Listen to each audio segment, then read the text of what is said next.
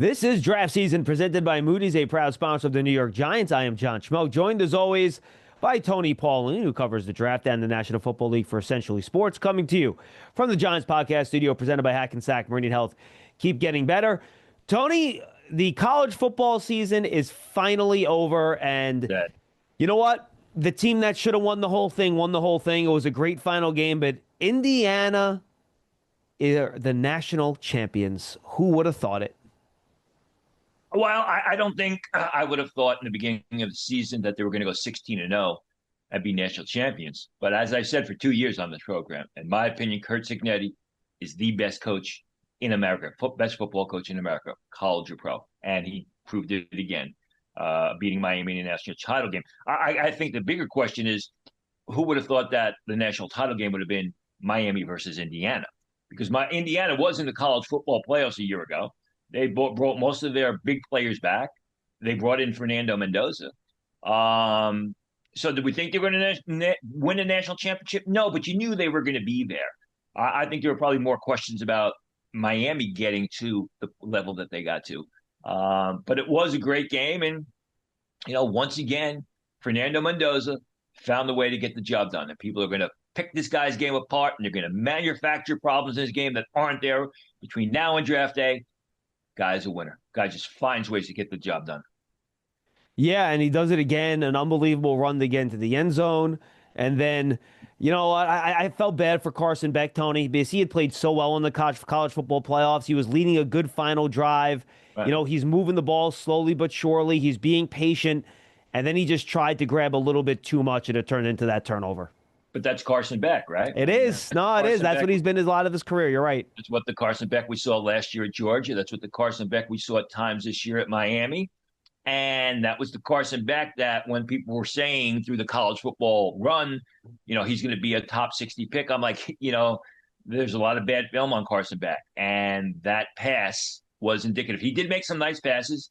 He's got a great running game there with Mark Fletcher, which makes his job easier. He's got he got a great offensive tackle there. But credit to him. I don't want to seem like I'm coming down on him. Credit to him because he stepped up. He made the right choice going back to college, transferring to Miami rather than entering the 2025 draft, where he probably would have been a fifth or sixth round pick. He's going to be his draft stock is elevated. I still don't think he's a day 2 selection. Could he slide into the late part of round 3? Sure. When some of those teams are getting those compensatory picks with those late third round choices that are like early fourth round choices, I could see him coming off the board. Good for him. He had a terrific season. I just don't see this as a launching pad for his draft stock into the top 60 or so. I agree with that, Tony. All right, give me your main takeaways. Start wherever you want to start. Well, obviously, I already mentioned it with Fernando Mendoza. People are going to say, well, Dante Moore has more upside. Dante Moore is no longer in the draft. That was that conversation. Listen, this guy's not been asked to carry Indiana on his shoulders, but when he's needed a big play, he's come through. Penn State, Ohio State, the national championship game, and he was getting beat up. He was getting beat up in that game left and right. Indiana struggled to stop that pass rush. We saw both Ruben Bain and Akeem Mesidor. Those guys are going to be, as we know, early picks. At least Bain's going to be a top 10 pick.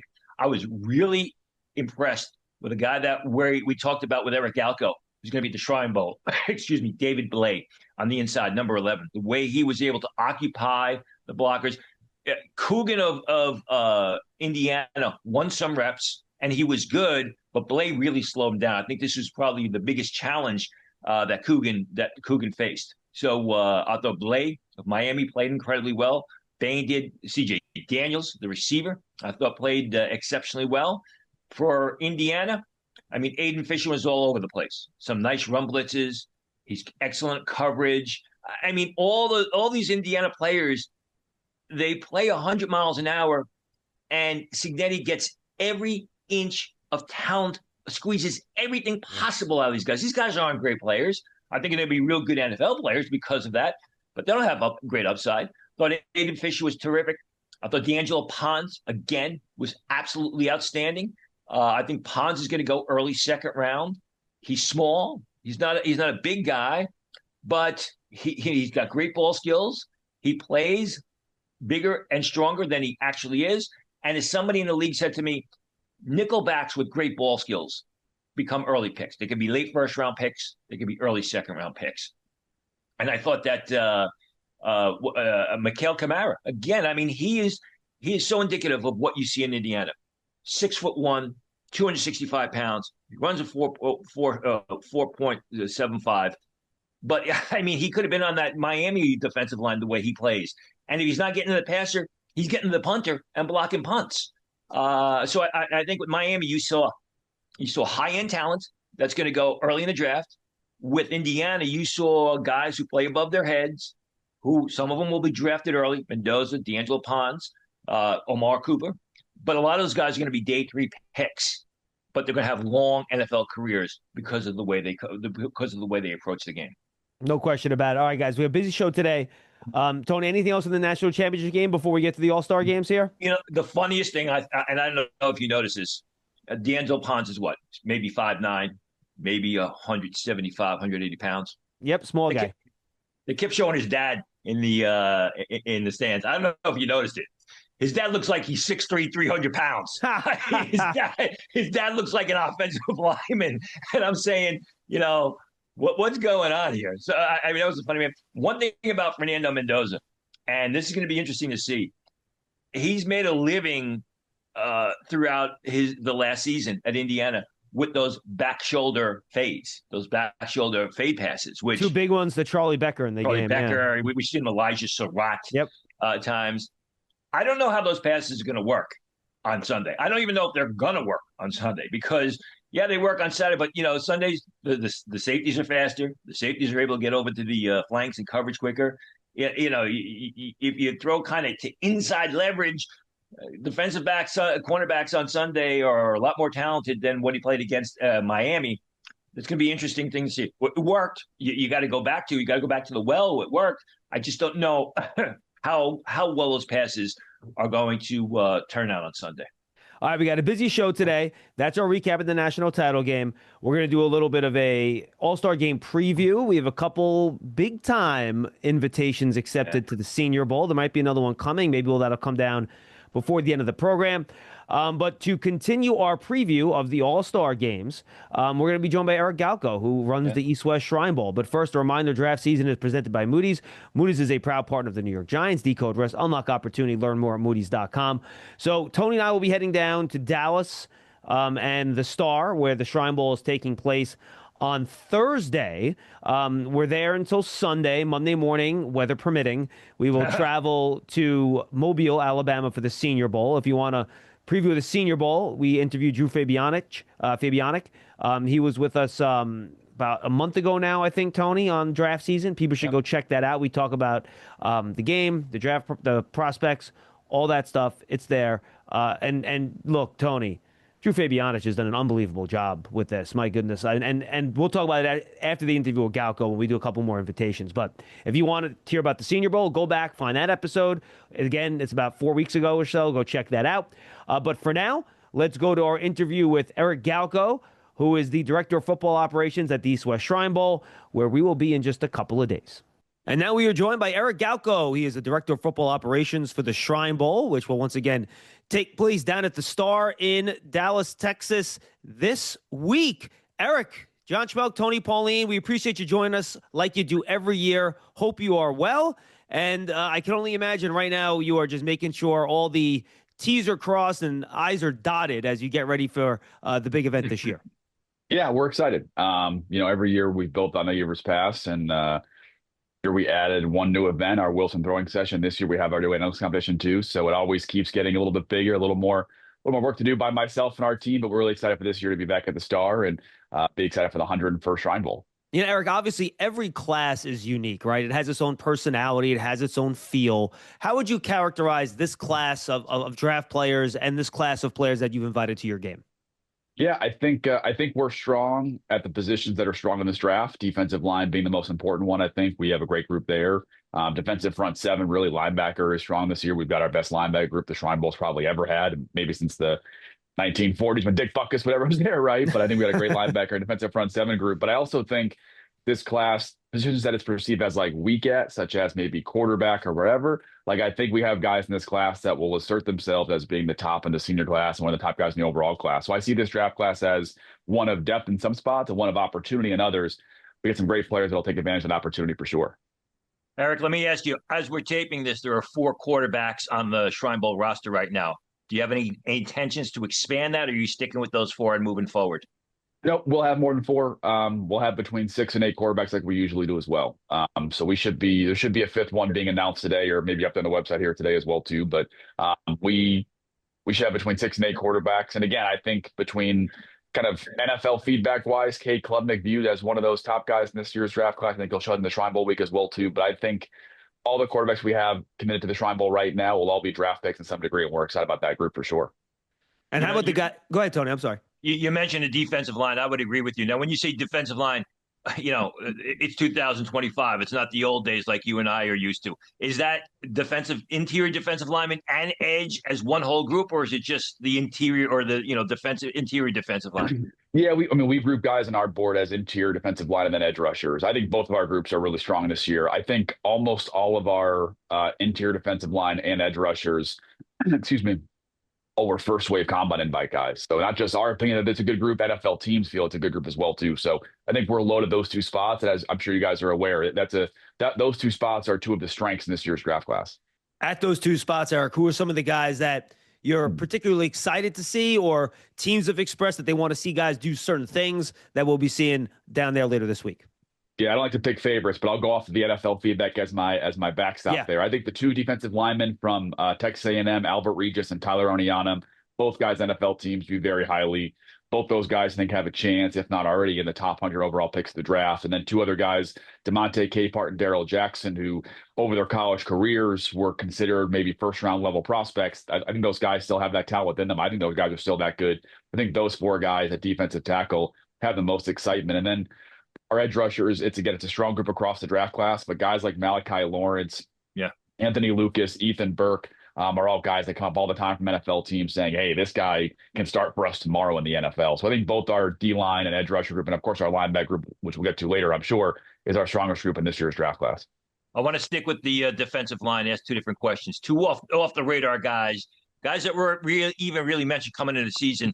They have different types of styles. Landon Robinson of Navy, who's a smaller fire plug guy, plays hard every down. And then David Blay of Miami. I mean, Miami's got 2 tremendous edge rushers, and no one pays attention to David Blay, who's occupying all the blockers in the middle of the line.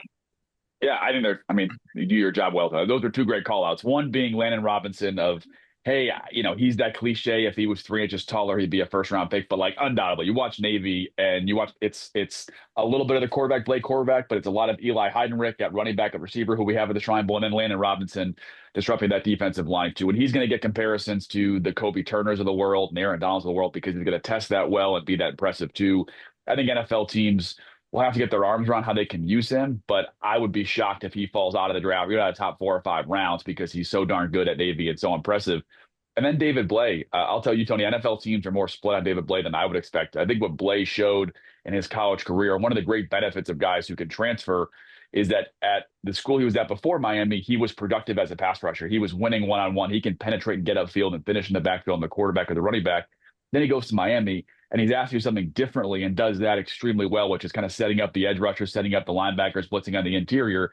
And he's now shown NFL teams at 2 different schools. He can either A, be the guy as a pass rusher and penetrator, or B, play within a defensive line too. So I think David Blay is a plug and play kind of glue guy in that defensive line for any NFL team too. Those are 2 guys that I think NFL teams on day 3 would be really excited to get.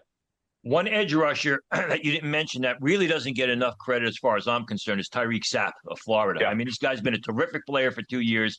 I don't know why he's graded higher. Are we going to see him standing over tackle? Are we going to see him out of a 3-point stance? We're going to see him in both situations. And just talk a little bit about Sapp. Yeah, I think Sapp and probably Harold Perkins are the 2 guys that both of those guys are excited to do a lot of different things to the Shrine Bowl week. And they, some guys are like, hey, I don't want to play this spot, only this spot really. And that's okay. That's their prerogative. But Sapp and Perkins have told me like, hey, I want to play as many spots I can as a defensive front 7 guy. I think Sapp, to your point, production was maybe down this year. I think he only had 1 sack on the year too, but the disruption was still there for sure. And him and George Gums as a duo are extremely talented at Florida coming into the season as well too. So I expect Sapp to slide inside to a 5 tech and also do some stand-up stuff on the outside as well too. So he's one of the most versatile defensive line players I think we have at the Shrine Bowl this year. Yeah, Eric, I actually have two follow-ups on that. First, let's go with Harold Perkins. You have him listed Yeah. as a linebacker. Obviously, he's been an edge rusher. Hearing from NFL teams, how do they see him, and where do they think his future is? Given that he's 220 something pounds, but maybe he's played most on the edge, but you really can't stay there at 220. How do teams view him? Yeah, I thought about getting cute when we announced him, just call him like a defensive weapon, like an offensive weapon, like a defensive weapon. But I didn't want to be, it's whatever, not that kind of guy. But I think for Perkins, there's three groups of guys that are like him, right? There's the tweeners, and there's the neithers, and there's the boths, right? Yep. And I think he's definitely not the tweeners are the guys that are kind of between two spots where they play. The neithers are the guys that, hey, appreciate your versatility, but it's not going to work in the NFL. And the boats, I think Harold's going to show up the Shrine Bowl week and kind of solidify that he's a boat. He'll play some linebacker. He'll play Sam linebacker and do one-on-ones against tight ends in coverage. He'll work against running backs out of the backfield. You'll see him play traditional linebacker stuff and run fits. And then he'll go with the O-line, D-line and do some pass rush stuff as well, too. He's one of the most impressive athletes I've ever seen in person.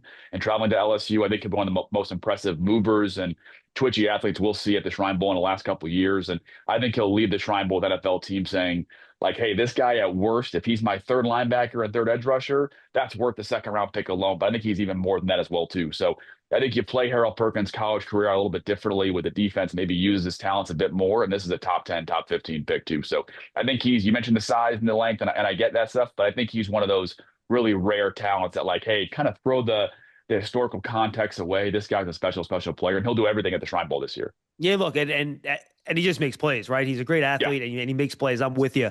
The linebacker position in general, you mentioned it might be the best class you've ever had. I think, I've been probably looking at the draft in depth for, probably 6-7 years now. It's probably the best off-ball linebacker class I remember seeing overall in the class.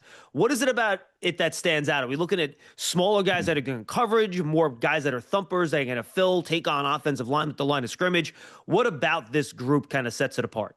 Yeah, I mean, Harold Perkins is one, right? Versatile chess piece, defensive front seven player who I think is a linebacker first, can do a lot of things for you. But also Jay Golday of Cincinnati. I would be surprised if he's not considered by most NFL teams a top 50 pick. I think he's a first round pick. Again, I'm biased here. He's my guy, but I'd be surprised if he wasn't one of the top 35, 40 picks in the draft just because he's 6'4", can move, can blitz, can play up all three linebacker spots, can work off the edge in a pinch and third down situations, can obviously drop deep in coverage. Like, he's a special, special player. And then we've got guys like Corey York, who I know he's a little undersized, but he's kind of an Eric Kendricks, 3-year start at A&M, can plug and play tomorrow in the NFL. Jimmy Rolder at Michigan, guys, I think people don't really know him quite yet, but he's going to be a top 4-round draft pick guy who could be a thumper in the middle and be a Mike linebacker in the NFL for a long time.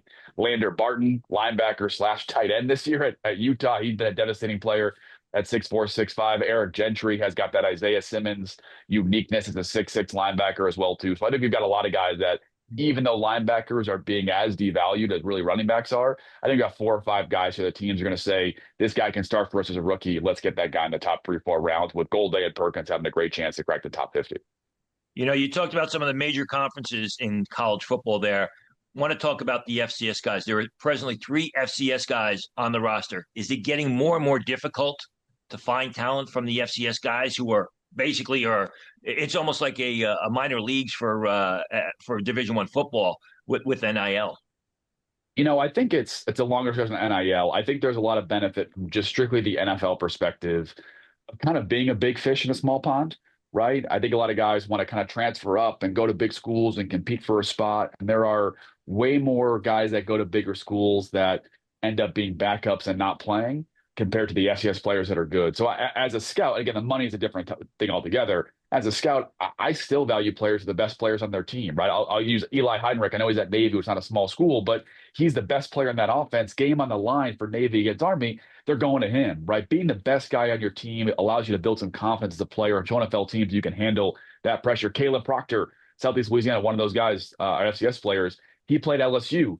That LSU knew he was the best player in the field, and he still had 3 sacks in that game. That shows me this guy can not only hang against top competition, but can really be a guy that when the focus is on him, he can still produce as well, too. So I do hope players at the FCS level still stay there, money aside. I think Montana State's done a great job of keeping their guys there as well, too, because NFL teams want to see guys be at their best and be really impressive. I hope the FCS level stays there. But to your point, a lot of guys are saying, hey, I can stay at the FCS for little to no money, or even go be a backup for $500,000. And I can't argue with players for doing that as well, too. But as a scout, I love seeing guys crush the FCS level and evaluate them versus always looking for backups at the Power 5 schools. I wanted to talk about the FCS guys individually. You already mentioned Caleb Proctor, who has been an indomitable force at Southeastern Louisiana, the past 2-3 seasons. And I watched that Louisiana game, that LSU game, and they were focusing on him.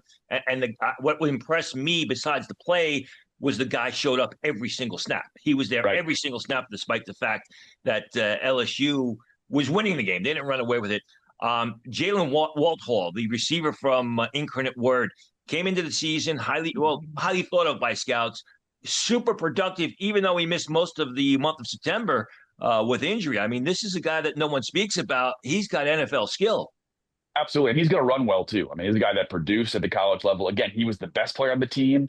Every corner, every defense gave him their best look every single game. And especially in the second half of the year when he was healthy, really, really impressed as a receiver as well, too. And he's shown the ability to be an outside receiver, to get off press. He got a lot of experience against press this year. That was part of the reason that team tried to play against him, is just kind of press him and jam him at the line of scrimmage. But he's also going to be an immediate special teams guy if he has to in the NFL early on. He reminds me a little bit different kind of height, weight, speed, but also Derek Young, who played Noah Ryan a couple of years ago, came to the Shrine Bowl. He's been in the Seahawks roster the last 3 years now because he's an A-plus special teams player who also contributes as a receiver as well, too. I think Walthall has an immediate future in the NFL as special teams, but he's got NFL starting level ability that's at the NFL level. And then Jared Washington, the cornerback from South Carolina State, he was a guy who really no one was talking about before the season, and he really jumped off the film this year. Yeah. Long corner, perimeter corner, who's really impressive in space. He won, I know he was the HBCU Defensive Player of the Year. I think he won FCS Defensive Player of the Year. Is up for that award as well, too. Really productive season. Talked to his coach, Chennis Berry, who I've known now for a couple of years with the Shrine Bowl, and just raised about him as a person, as a leader, as a grower. And he's a different player than Jacoby Durant a couple of years ago on the HBCU level and that school as well. But I think no doubt has a chance to be an NFL draft pick and will be one of the better corners, I think, at the Shrine Bowl when it's all said and done. Eric, let's stick with the cornerbacks and the defensive backs in general. How would you characterize this group? Is it a lot of smaller guys that are going to move into the slot? Or are you looking more of a big physical group? And even safeties now, the guys that are kind of their safeties, but they're really slot corners. How would you characterize the overall skill set of the group you have at corner and safety at your game? I think it's reflective of this entire draft class where there's a lot of corners, I think, who can be, a lot of safety, nickel, hybrid kind of guys who are maybe nickel first. That's just the strength of this year's draft class. And we've got a bunch of those guys like Amari Harvey, who played outside corner in college, maybe better as a safety safety, nickel corner. He'll play that as well. And then we've got Dalton Johnson of Arizona, or Ahmad Moses of SMU, who are both kind of safeties, but can play the nickel as well, too. So I think we'll see a lot of kind of just calling them DBs for the most part, as opposed to corners and safeties, because they'll be doing a lot of stuff in between as well, too. But we've got some hard hitters and impressive players.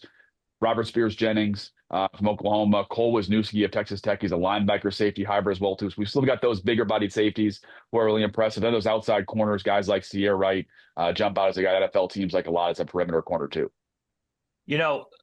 The fullback position is a lost art. It's barely used anymore. You don't see rankings for fullbacks because there are hardly any fullbacks. In my opinion, you have one of the best pure fullbacks to come out of college football the past 10 to 15 years in Max Bredesen. This guy is an absolute joy to watch. I mean, as a lead blocker, he gets out there, opening up the holes for Justice Haynes, protecting his quarterback, pass catcher out of the backfield. How is he going to be used? Is he going to be used at the Shrine Bowl as a traditional fullback? Are they going to try and use him as an H-back, line him up at tight end? I'm glad to see him there because, like I said, the fullback position is a lost art, and this guy embodies what a true fullback is. I think it's coming back, Tony. I think between the Rams, as much 13 personnel as they use this year, and showing the value of kind of another blocking player in that role, as well as the Shanahan tree has always used fullbacks at a pretty high level as well, too. I think you'll see a lot of teams maybe say, you know what, let's not throw this position away and let's get more fullbacks in here because they can be so unique and so versatile, especially if they can catch out of the backfield. I think Bredesen is all of those things. I think he'll be some unattached tight end stuff, right, and just be there because he has to show some value there as well, too. But he's going to be a traditional fullback, H-back, for teams in the entire draft process, out of the backfield catching passes, obviously working as a lead blocker. I think for Bredesen and Riley Nowakowski, the fullback from Indiana, will be at the Shrine Bowl this year as well, too. I think those are two of the best fullback prospects we've seen in a long time, to your point, because both those guys can work as traditional fullbacks. They've gotten some experience playing in kind of that 12 personnel, unattached off the line of scrimmage, tight end as well, too. I think both those guys will show NFL teams they can be strong blockers, but also really good pass catchers out of the backfield, because that's needed in today's NFL as well. Hey, just look what the Niners did with Kyle Juszczyk once George Kittle went out of that game in the wild card round. Very, very valuable, and having him on there that being able to point do that too, stuff. we've got tight ends like Bauer Sharp and Jared Koenig as well, who can also play that kind of H-back, fullback role too. So I think NFL teams are looking at fullback almost like a tight end position versus a running back position, and using those guys collectively as well too. So a lot of great guys in this year's Shrine Bowl that can fill that role. And I think it's a pretty big a pretty deep tight end group in this year's draft class too, Eric. And I think it's a good mix of guys. You're going to have some of those traditional college F tight ends that are move guys and smaller guys that can run around and do stuff, but you actually have some bigger guys that can block too. Yeah, I think that's really needed in today's NFL. As much as teams are going to look at the Rams and say 13 personnel, every NFL team wants to have an 11 personnel tight end who can block and pass catch. They can run up tempo and not be subbing all the time. And that's really needed. We've got, I think, 3 guys that really fit that mold, maybe 4, depending on NFL scheme. One is Jack Endries, who, again, based off NFL feedback, NFL teams feel he's going to be the best tight end in any All-Star game this year. He has a chance to be one of the first tight ends drafted this year's draft class. Dallin Bentley of Utah, a guy people maybe relate on a little bit because of how Utah played early in the season, but really, really impressive pass catcher. He'll be a guy that maybe could do some 11 personnel stuff. And then Eli Raridon and Lake McCree of Notre Dame and USC, respectively, are guys that are bigger body, can play in line, have done it at the college level, have been used 11 personnel guys in college, and can really fill that role in the NFL. Yeah, I'm a huge Raridon fan. I came into the season, I was a little bit hesitant towards him, but then I watched him this year. I mean, he's not a 4.55 guy, he's not a 4.6 guy, but he gets down the field. He catches the pass. He's a reliable pass catcher, natural hand catcher, and he blocks. This guy should be getting a lot. I know it's a very strong tight end class, starting in day 2 through those middle rounds. Raridon, in my opinion, is just a guy that should get a lot more mention than he actually does. I'm not sure if Notre Dame recruits this way or develops that way too, but he feels like a Notre Dame tight end, right? He feels that prototype of like he can do everything for you, can play those spots. I get a year ago, we had a guy, Mitchell Evans, who I thought Mitchell Evans in a different kind of college trajectory as a first, second round pick, and he's starting for the Panthers now in the playoffs, right? So I think Raridon's one of those guys like, hey, you can kind of gloss over not the best athlete, not the most production, whatever else, but Raridon's going to come to the NFL tomorrow, be an 11 personnel tight end, play different roles for you, and probably end up being a guy who you're playing 50 snaps a game in the NFL because he's ready for that. We've been doing this almost. Oh, go ahead, Tony. I'm sorry. Another Notre Dame guy that I really like that I think should get more credit is Emil Wagner, the tackle. I mean, it doesn't look like it's going to be a strong tackle class. Raridon is an athletic right tackle who plays nasty football. He's a good run blocker. Very excited to see him, especially in those one-on-ones when he's got to shut down some of those outstanding edge rushers that you talked about earlier in the show. Yeah, right tackle in college. I think he'll play left and right tackle in the Shrine Bowl as well too. But a really good athlete. I think he'll test really well, and he'll show that athletic ability at the Shrine Bowl all week long. He's going to have to your point, against our defensive line this year too. But I think he's, you mentioned that the offensive tackle class, there's some really special guys at the top of the draft. But after that, NFL teams are looking for guys in those middle rounds that can maybe start games. Wagner's done that. His ceiling and his best football is still very much ahead of him. I think if he leaves the Shrine Bowl week, showing that he can handle those edge rush on the perimeter, especially those wide 9 guys or at least 7 guys who can run at the edge, and then test well at the combine, I think no doubt he'll be one of the earlier drafted right tackles in this year's draft class. Couple follow-ups, Eric, to that. One, you have 6 guys, 7, I think, actually, on your roster, just listed as OL, not as tackle, not as guard, not as center. Do you find that this group is pretty heavy with guys that teams want to see in multiple spots to see exactly where they're going to fit in the National Football League? I think this draft class is pretty, most years we've seen guys that have played some center that'll show in films they can play center, or some guys that can play tackle and go to guard. I think this draft class is deep at guard, and they're lacking a lot of guys who can be traditional tackles in space, as well as guys who have any sort of snapping experience. So we're going to give guys a chance to do a bit of both, right? I think that especially on day 3 of the draft, like versatility is the goal for offensive linemen. We've got guys like Riley Mallman, who played a lot of games at left tackle. He can play tackle and guard. We've got guys like Chris Adams at Memphis, played a lot of left tackle, can play guard as well too. Diego Pound, left tackle, can play some guard as well too. And then we've got guys like DJ Campbell of Texas, who's a fantastic player, and he's going to be a guy that played guard his whole college career. Let's see if he can snap. So I think we'll see a lot of guys show their versatility. I want these guys to do that. And some guys are more comfortable than others. But I think NFL teams are always looking for either those centers or tackles first and foremost. And I hope a lot of guys on our roster can show teams they can play either tackle or center, as well as be a great guard prospect. When you move a guy around like that, is it based on a conversation that you have with the player? Is it based on what the coaches want? What goes into it? No, it's a conversation with the player. I view my job as I work for the players first, NFL team second, right? And I want to make sure these players are not like being coddled, but also put in position to be successful, right? No one wants someone's stock to go down at an all-star game because they're out of position, right? So I'll work with the player and his agent and say, hey, is he working at left tackle? Is he just playing right tackle, right guard this week? That's okay, right? Show what you can do. Don't kind of show up telling what you can't do. It's not really fair to you either. But I want to know the guys that are working at center and have some experience in that as well too, because obviously snapping's important in practice. But it's working with the players directly and say, hey, where do you feel comfortable doing? What are you ready to show NFL teams right now? These guys have played 2,000 snaps in college, forcing them to play something they haven't played before, and then NFL teams, NFL GMs against NFL level players, not really a fair situation. So I think we'll see a lot of guys try out center for a few snaps, maybe try out left tackle, right tackle, other spot as well too. But these guys will be where they feel comfortable all week long. We've got more than 20 minutes now, Eric. I don't think we've mentioned a player or even the positions of wide receiver and running back.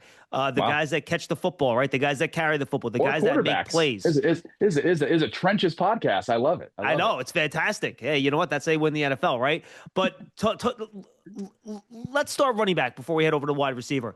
What do you think about this group? I know it's not a heavy running back group at the top, but I really do think there's some depth in guys that gives NFL teams a little bit of a different flavor depending on what you're looking for. Yeah, I think based off NFL feedback, the top of this group is going to be Damon Claiborne of Wake Forest and Robert Henry of UTSA. Both those guys have some top 100 grades around the league. I think Claiborne probably the most of any running back, maybe in this entire senior class. And he's fast, man. He is fast. He can move. I think he do a lot more out of the backfield as a pass catcher than really Wake Forest need him to do with their offense. He can do a lot more, and he'll show that at the Shrine Bowl this year as well, too. But he's got a chance to be not only a top 100 pick, but one of, if not, I'd be surprised if he was in the top senior running back draft just based off NFL feedback. I think he'll show that. And then Robert Henry had a great start to the year, great season overall, really productive, and get a big part of that UTSA offense to make them be successful.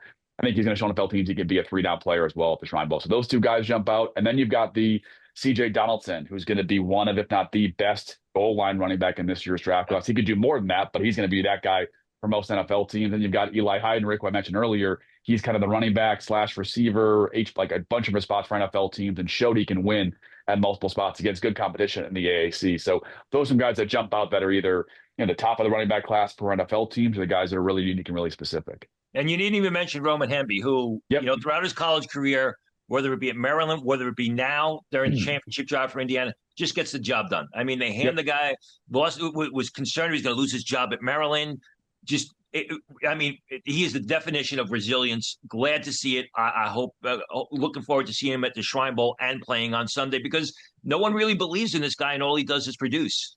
Yeah, I think he reminds me a lot of Taj Brooks out of Texas Tech last year, and guys at the Shrine Bowl as well, too, where is he going to run a 4.3, 4.4? Probably not, whatever. But he's a reliable running back who's done at the college level in multiple different schemes. He's handled the responsibilities. Hemby at Maryland caught 40, 50 balls a year, right? He was really good out of the backfield running back. He can be a pass protector. He's tough as nails in the interior. And then he's not getting chased down all the time on film either. Like, he can move enough to be productive at the NFL level, too. So I think Hemby is a steady Eddie day 3 running back that ends up starting week 10 for some NFL team.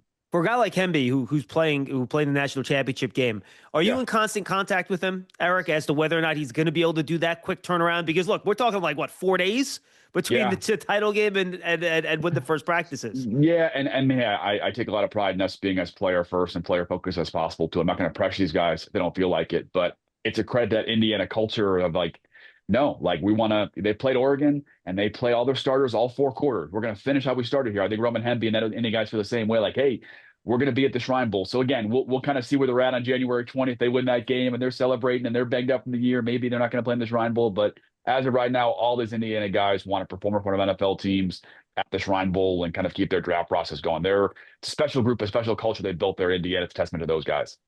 And then how about this wide receiver group? One guy that jumped out to me was Chris Hilton Jr. He was on Bruce Feldman's Freaks list over the summer. Characterize this group for me, because like I say, every draft class has its own type of character. Or I watched the big kid out of Cincinnati. So I feel like there's a pretty good group of, you want a slot guy? Okay. You want a speed guy? Fine. You want a big guy? That's cool. Give me kind of the rundown of the character of this wide receiver group. Yeah, this is probably the most unique receiver group I've ever had in terms of there's probably like 4 types of archetypes of guys here, right? There's the athletic freaks. Jeff Caldwell of Cincinnati is a guy to know he's going to be this year's, I think, guys like Tesla of like he's going to test so well that people are going to think that the numbers must be wrong. Like he is going to test like Chase Claypool, pick your freak guy on mock draft board, what to use. He's going to be that kind of guy. And then you have your, Emmanuel Hendersons, who can be at Kansas, who can be returners, he can be outside receivers, he can be gunners. Then you've got your Kendrick Laws, who are the quick, twitchy slot receivers who are going to be really valuable by NFL teams because they're going to run the 4-3 as well. You've got your great receivers who can be outside guys and slot guys like Skylar Bell, who should have won the Blitnikoff this year. I think he has a chance to be not only a top 100 pick, a top 2-round pick. You've got your gadget guys or maybe your special guys like Caden Wetchen, who's the best return prospect the last couple of years. And then you mentioned Chris Hilton, which I'm bummed you mentioned him because I get asked every year, who's this year's Brock Purdy? Who's this year's this? Who's this year's Ja'Cory Krosky-Merritt? Now I say Chris Hilton because Krosky-Merritt was Krosky-Merritt because he didn't play his senior season, wasn't well known because of that. But credit to our scouting team of saying, hey, we know what a good player looks like. That's Ja'Cory Krosky-Merritt. Chris Hilton's the same way. Chris Hilton ended the year, I think, 10 catches at LSU this year, but we followed him his entire college career, and we know the talent that he possesses. This is a guy that he'll be at the NFL Combine this year. If you told me the over-under was 4.30, I'd probably take the under. Like, that's how fast this guy is and how explosive he is. And after the season that he didn't play as much maybe he hoped, and then the LSU offense just had too many receivers, he's at the Hula Bowl. Ask scouts to go to the Hula Bowl, they'll say, who's best receiver? Oh, it's the LSU kid, everybody else, right? He's going to dominate this pre-draft process and remind NFL teams why he should be not only a draft pick, but a guy that in a different world is a slam dunk top 2, top 3 round pick, and he'll show up at the Shrine Bowl this year. Well, you kind of stole my thunder. I was going to ask you, I was going to put you on the spot and say, who is this year's Quantez Stiggers? But I guess we already know it's your prediction is Chris Hilton of LSU, but that's cool. I like that forward type of thinking. Yeah, Hilton's a guy. Every year there's 2 or 3 guys that I just say, you know what? I don't care about NFL feedback. We're going to trust our scouts and our process. And Chris is one of those guys. So he's been great to work with. He's excited. He's someone who doesn't have sour grapes of having 10 catches this year at LSU. He's ready for the NFL process. And I think he'll impress NFL teams on the field, in the interviews, and then at the Combine. Again, like Jeff Caldwell, but really just for the 40 time, Chris Hilton's going to have a chance to, I won't say break any records, but he'll be in the discussion for the fastest 40 at the Combine this year. All right, last one for me, Eric. Just tell the folks that are down there in Dallas in that area, if they want to go check out the game and they want to all the events that you have going on during the week that fans should be aware of. Yeah, excited this year's Shrine Bowl in Dallas. We'll kick off practice on January 23rd. Credentialed media will be available to come to our throwing session by Wilson on January 22nd. It was the most well-attended pro day of sorts for NFL teams last year. We'll have all of our quarterbacks, Cade Klubnik, Haynes King, Mark Gronowski, Joe Fagnano, Baron Morton, among others, to be announced here soon, throwing in front of NFL teams on that Thursday, the 22nd, practice on the 23rd, 24th, 25th.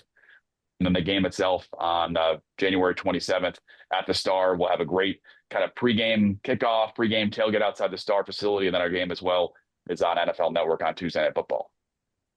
Tony, you good? I'm fine. We'll see him down at the Star. We'll see him down in Frisco. Look forward to it. It's always Eric, a lot of fun down there. Yeah, we cannot wait to see you in a few days. You do a great job for media access. Can't wait to interview a lot of your players at the hotel. Appreciate the time, my friend, and best of luck this year. Thanks, guys. Appreciate it. We'll talk soon. Really good stuff from Eric Galko there. We thank him for joining us right here on Draft Season, presented by Moody's, a proud sponsor of the New York Giants, uniting the brightest minds to turn today's risk into tomorrow's opportunities. Learn more at Moody's.com. And Tony, Eric has a lot of good players down there. I can't wait to get down there. And really, the way they have the Star set up to watch the practice at the Star, you can sit in the stands, you can go on the field. Yep. You got a lot of flexibility, and I can't wait to get down there to get to work. And the fact that it's going to be 25 degrees and there's going to be supposed to be 8 inches of snow on Saturday makes the fact that I'm looking forward to that the practices are in the Star. Because if we were in the same place where we were a year ago, where it was a half-hour drive, that would have been a disaster. But yeah, Eric's done a good job. He's obviously increased the talent at that game. You look at the number of players from the Shrine Bowl that have been selected in the draft since Eric has gotten there, compared to the few number that were selected in the draft prior to Eric taking over the game.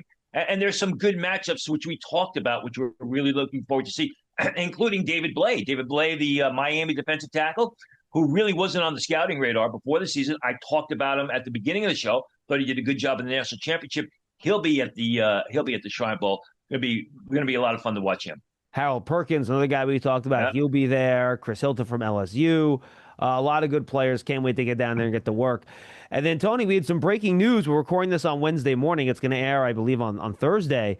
The Panini Senior Bowl with a really big addition, and it came out just today. And I've heard that there might be another invitation accepted coming from the University of Indiana, and we've not heard that yet, but that might be coming. But Ruben Bain Jr., who could be a top 5 pick, certainly a top 10 pick. The big edge rusher will join his teammate Akeem Messidor in Mobile for the Senior Bowl just a week after the national championship game. So it'll be another addition to what's a very deep edge class, and I can't wait to see him down there. Two things. When I look at the Senior Bowl, I think the last time I was at a Senior Bowl that had such early non-quarterback picks on the field was the year that Brickashaw Ferguson was there. He turned out to be the 4th pick of the draft, and he was phenomenal that year at the Senior Bowl, which is why he was the 4th year at the draft. I'm wondering if there's any coincidence that Ruben Bain is there, or if Ruben Bain made his decision based on the fact that David Bailey of Texas Tech is there. Because really, those first 3 edge rushers, and I do not consider Avril Reese as an edge rusher. I consider him a 3-down linebacker who can rush the passer. But you look at Keldrick Falk, you look at Ruben Bain, you look at David Bailey. I think Bailey is probably going to go the earliest, especially with Robert Saleh now getting the Tennessee job. So it's interesting. I'm wondering if that factored. We may never know it. We may never find the truth. But I'm wondering if, Bain's agent said, you know what, David Bailey is slated to play in the Senior Bowl. He's the guy you're going to be battling, in those first from picks 5 to 8. We better get there, and we better show our stuff that you're a better player than David Bailey. Yeah, and I know he's not going to go that early, Tony, but TJ Parker from Clemson is there too. Yep. And while he's not maybe a top 5 pick, would it be like completely out of this world if he snuck into the top 10 or, was in the top 12 or something like that? So, it's going to be just an unbelievable edge group there. It's the deepest class, and those one-on-ones between the O-line and D-line are just going to be fantastic to watch. And who are the tackles there? You got Isaiah World there. Who's got a lot on the line going up, whatever team he's on. And I know the rosters have been announced. I apologize. I have not looked at the breakdown. But, guys like Isaiah World and some of the Jennings Dunker of Iowa is going to be there. And Jennings Dunker, a favorite of mine in the past 3 years, great run blocker, powerful run blocker, doesn't show great skill off the edge. But if he pulls a DeJuan Jones, as we saw the Ohio State the tackle did that one day he was at practice about 3-4 years ago. If he shows any ability to really shut down these speed edge rushers, his draft stock's going to go through the roof. Yeah, I got Dunker. Jennings Dunker is on the national team, Tony. So he will be going up against, let's see, we got Zane Durant, Eason, Devin Eastern, Lee Hunter. Those are the tackles. Jeffrey Ba. Yeah, I know. I'm just going through the guys here. Well, I bet you Dunker might play some guard. That's why I wanted to mention some of those defensive tackles there, which I wanted to mention those. And then defensive ends on the national team. We got David Bailey, Danny Dennis Sutton, who could be a day 2 pick, Romello Height, who could be a first-round pick. So, yeah, and T.J. Parker's on that team as well. So that'll be fun. I do not see Isaiah World assigned to an offensive line roster at the current time. We'll see when that happens, but I don't see him on the list in front of me at the current moment. Trey Zune from Texas A&M is also on the national team roster. So is Emmanuel Pregnon from Oregon. So you'll have a nice little group of guys going up against each other on that national team in one-on-ones. And the big thing for Zune is he was I'm looking through the roster real quick, and Isaiah World hasn't been assigned to a team, but he's still on the roster here. And again, these things can change, because some of these guys are dealing with injuries, and we'll see what happens. The interesting thing about Trey Zune is, you mentioned Jennings Dunker. Trey Zune is projected as a guard or center in the NFL. So, going up against some of those bigger defensive tackles that you mentioned is going to be key for him to show that he can handle a new position without getting slaughtered at the point. Pregnon is going to be fun to watch. I mean, he is a mean, nasty blocker. He reminds me of Steve. I remember I was there when Steve Hutchinson was there. I got a story about that. I can't tell on the air, but Steve Hutchinson was there. He is that type of offensive lineman, so he's going to be a lot of fun to watch. I got a couple of invitations here from Miami. Markel Bell, the offensive lineman from Miami, will be at the Senior Bowl, Tony. And then late last week, Colton Hood, the cornerback out of Tennessee, will be there as well. So a couple other nice additions. Colton Hood basically picked up where Jamad McCoy was supposed to be. because McCoy didn't play this year because due to the knee injury that he suffered. And Hood, who's a well-traveled collegian, I believe Tennessee's his third spot. Started at Auburn, Colorado, Tennessee. He's got first-round potential. I mean, he's a guy that could slide in the late part of the first round. And as we've seen, people. I always say you shouldn't evaluate have your evaluation, base your evaluation off of one game.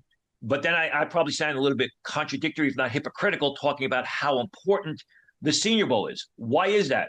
Well, you have to remember, the Senior Bowl, players will have more eyes on them at the Senior Bowl than at any point in the scouting process. Because what happens is at the combine, when the defensive linemen are working out, you just have the defensive line coaches there and some GMs and some scouts. When the cornerbacks, the offensive linemen, are the last ones to work out at the combine, you have offensive line coaches from the teams, some head coaches, some general managers. But what happens is at the Senior Bowl, all the offensive line coaches, all the defensive line coaches, all the cornerback coaches, all the wide receiver coaches are there watching these players practice twice a day, 3 days a week. So you have more eyes on you at any point in time during the scouting process. Number two, you're playing football in full pads. So it's not like the combine, which is like the underwear Olympics. I mean, these guys are playing football. They are hitting. There is contact. You have those one-on-one drills. So that's why the Shrine Bowl and the Senior Bowl is so important. More eyes on you doing football activity. And it's not just football activity, it's NFL activity. And what do I mean by that? On a college level, if an offensive lineman an offensive tackle is not bending his knees, not using his hands well, but he's stopping the opponent, that's all the coach cares about. That changes when you get to the Senior Bowl and the Shrine Bowl. Now you have to get out of your comfort zone. Your feet have to be pointed in the right direction. You have to make sure you bend your knees. You've got to get your hands up. I mean, if you're ever in the pit, you'll hear the coaches scream at the guys, get your hands up, get your hands up, get your hands up. Well, for 4 years, they didn't get their hands up blocking on college level because they didn't have to. They were so much bigger and stronger than everybody. They could be late with their hands and just stand in front of them. That changes, and that's what the coaches are looking for during the 3 days of practice of the Shrine Bowl and the Senior Bowl. And then, Tony, I should mention Malik Muhammad as well, the cornerback out of Texas. Also, he'll be at the Senior Bowl. So another good name. We haven't talked much about Malik Muhammad. Give me your little scouting report on him.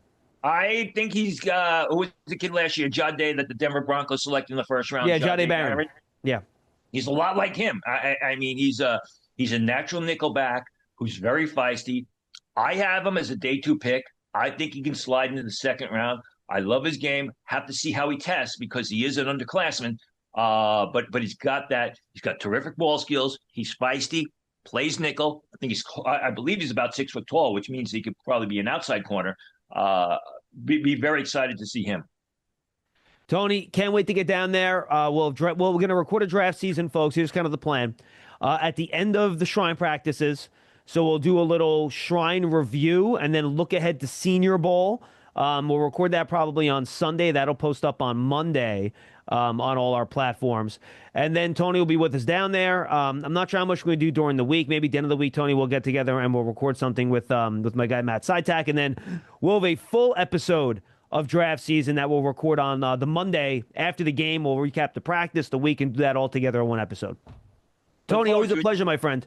Yeah, I got a bunch of new barbecue places. Just make sure you bring your snowshoes because it's supposed to snow a lot in Frisco, Texas on Saturday. Oh, yeah. I mean, luckily, we're in a nice hotel, so we should be able to get some food in the hotel without having to leave, which would be nice. No, we got to get out there, get to those barbecue places. What was that there? The Texas Twinkie at Hutchins last year. Remember that thing that they had? What was it? The jalapeno pepper? That was outstanding. A little Hutchins, a little Hard 8. We will figure out a way to make things done down there for sure. I'll come back with 3 stints in my arteries once we're done eating in Dallas. Tony, good stuff, my friend. Anything coming up on Essentially Sports people should keep an eye on? Yeah, upgraded. We have a new draft board, updated draft board with 550 players.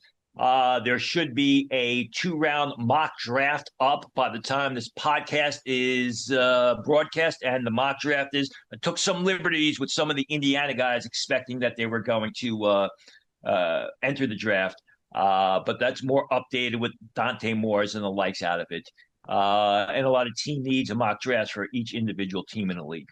Tony, good stuff, my friend. Always a pleasure. I'll see you in Texas, John. I see you in Texas. That's Tony Pauline from Essentially Sports. We thank you for joining us and me on another episode of Draft Season presented by Moody's, a proud sponsor of the New York Giants. From the Hackensack Marine Hill Podcast Studio, keep getting better. For Tony Pauline, I'm John Schmuck. Next time we talk to you, it'll be from Big D as we wrap up Shrine Bowl and preview the Senior Bowl. For Tony Pauline, I'm John Schmuck. We'll see everybody next time.